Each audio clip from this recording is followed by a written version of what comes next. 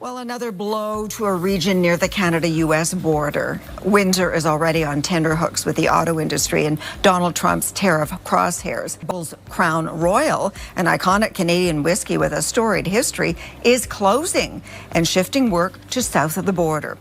It was meant to be another announcement from the company. About 160 people would lose their jobs when Diageo, the parent company of Crown Royal, announced that it will close its bottling facility in Amherstburg, Ontario, in February. Moving closer to American consumers and improving supply chain efficiency were the official justifications. However, Premier Doug Ford of Ontario made that choice into something much more significant. They could do it, and I believe that everyone else ought to follow suit. Support businesses that employ individuals from Ontario to create whiskey. Supporting one another is what we must do. Ford opened a bottle of Crown Royal and spilled it out in front of the cameras. It was a straightforward yet effective act. It encapsulated Canadians' displeasure at jobs going away across the border. It demonstrated to Americans observing from the outside that Trump's tariff battle had produced an environment where even famous The Crossfire caught Canadian brands. There was no mistaking Ford's message. He refused to remain silent while families in Ontario suffered. Not because of whiskey, but because of what it stood for. Ford's protest went viral. Trump said that tariffs would result in the return of American employment. Rather, they inflamed Canadian ire and gave Ford the opportunity to publicly embarrass Trump. Ford outwitted the U.S. president in the area that Trump loves most, public image, by transforming a business choice into political performance. Ford's direct disobedience adds another level of complexity to Canada's federal reaction, which is still being led by Prime Minister Mark Carney through strategy and diplomacy. Outside the negotiating chamber, he turned into the bulldog, demonstrating to Trump that Canadian leaders are capable of delivering passionate speeches to the public on both sides of the border. It was humiliating for Trump, who enjoys making headlines, to have a Canadian premier take charge of the conversation. Ford's prank was soon followed by calls for a boycott of Crown Royal. Similar to what the province did with American whiskey earlier this year, when U.S. tariffs struck Canadian goods, some politicians in Ontario contended that it was time to remove the brand from store shelves. Because it represented Canadians taking issues into their own hands, the action struck a chord. But the truth is nuanced. With significant sites in Manitoba and Quebec, Diageo continues to employ over 500 people across Canada. From bottling to distribution to hospitality, the corporation claims that its operations sustain about 10,000 jobs across the country. Canadian farms, particularly those in Manitoba, provide about 80% of the grains used in Crown Royal. More Canadian workers could be harmed by a widespread boycott than business leaders. However, the message was more important than the details from a political standpoint. Crown Royal had been turned into a focal point by Ford. Even though the strike was symbolic, he demonstrated that Canada might retaliate. By doing this, he diminished Trump's reputation as a capable negotiator and instead painted him as the source of the instability that is extending across the border. The Crown Royal incident occurred shortly after a U.S. federal appeals court declared that a large portion of Trump's tariff policy was illegal. Trump has doubled down on a policy that has already caused division in his own nation and alienated friends by vowing to appeal to the Supreme Court. This legal ambiguity emphasizes how crucial it is for Canada to remain steadfast. Although Carney's careful diplomacy and Ford's loud outcry have distinct tones, they both emphasize the same point. Trump's pressure isn't causing Canada to crumble. It is adjusting, resisting, and even converting symbolic defeats into political victories. Instead of weakening Canada, it has given its leaders an opportunity to demonstrate defiance. And it was Donald Trump who appeared shrunken at that instant as the Crown Royals poured onto the ground. Postal services around the world are currently stopping shipments to the United States.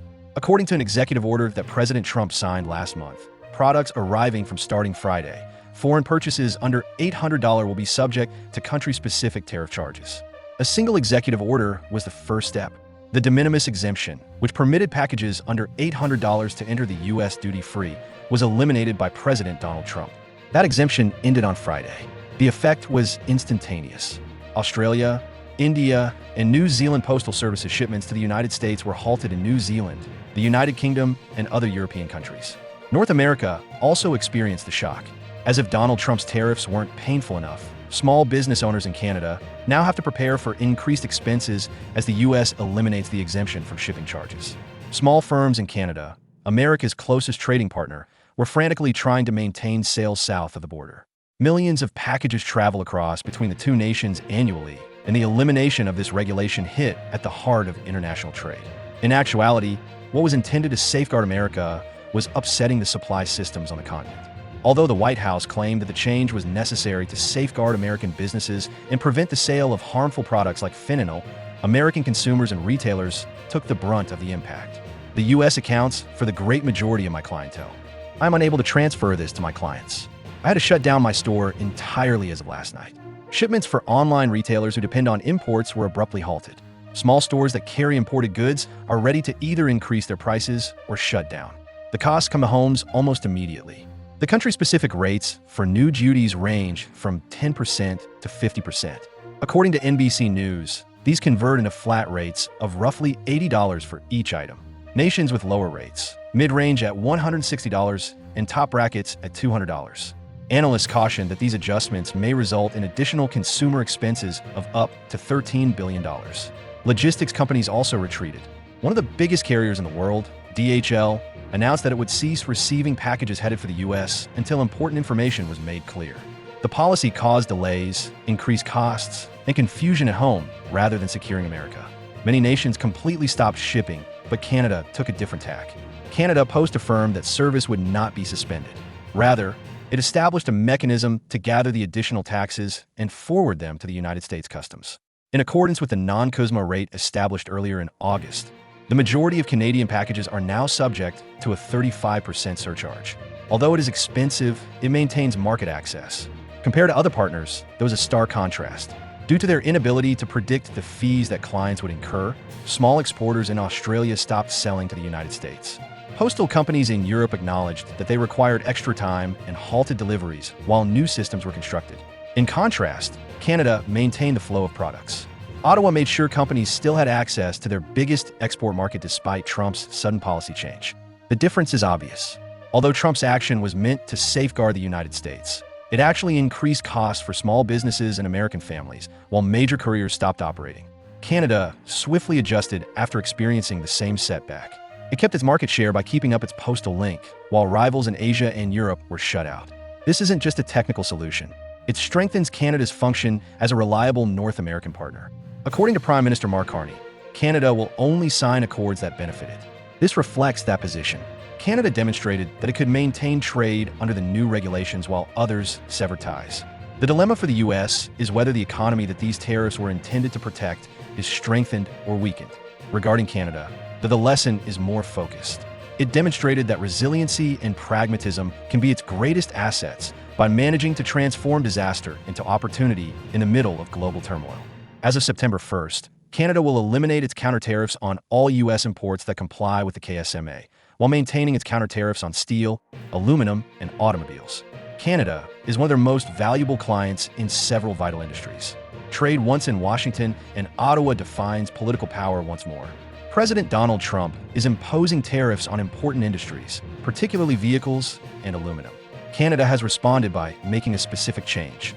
Ottawa will eliminate retaliatory tariffs on U.S. imports that adhere to the USMCA on September 1st. There are still countermeasures on cars, steel, and aluminum. This can be interpreted as a retreat. The better reading is a tactical reset intended to focus the conflict on the most important sectors. Correct. And look, the Prime Minister, I believe, responded to the question during the press conference, because we think there will be a chance in the upcoming weeks to reach a bilateral agreement with the United States that will improve our situation compared to tonight's. Canada is not giving up leverage, according to Trade Minister Dominic LeBlanc. On the contrary, he emphasizes that Canada has a lot of cards left to play. The logic is simple. In a number of vital industries, Canada is the biggest consumer of American goods. Canadian imports help U.S. manufacturers, farmers, and energy providers every day. In addition to trade flows, Canadian pension funds now own over $1 trillion in U.S. assets and have the potential to increase those holdings by an additional $100 billion a year. Furthermore, it is impossible to overstate Canada's contribution to the oil and mineral industries. The United States continues to rely on Canadian uranium for more than 25% of its supply and on Canadian oil for around 4 million barrels per day. These figures are not insignificant. They are essential to the economy of North America. Not giving up leverage, Ottawa is reducing its counter-tariffs. It is gathering around the instruments that are most important and that Washington cannot afford to overlook. A discussion has been sparked by this change. citing past compromises on the digital services tax, defense pledges, and even border enforcement. Critics claim that Canada is caving in too soon. They fear that each compromise gives Trump the confidence to demand more. However, an increasing number of independent voices have a different opinion. Former political experts and financial advisors say the move is a good step, even one that is required. Their logic is based on the real-world experiences of small enterprises and households in Canada. Basic goods, apparel, and food have become more expensive due to tariffs. Families that are already struggling with inflation will find it easier to cope if they are removed.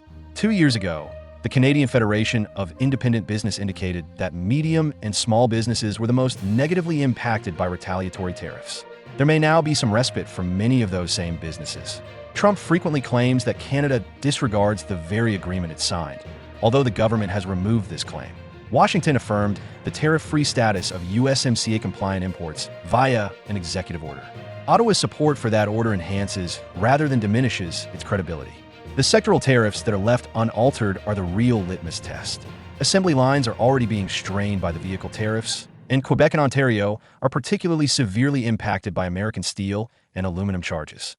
These are the sectors with the greatest degree of North American integration. Additionally, Trump's stance is most difficult in these areas. He has maintained for decades that cars should only be produced in the United States. That conviction will make the most controversial of all is the auto file. Canada hasn't entered the room empty-handed, though. U.S. refineries and electrical grids are supported by its energy exports.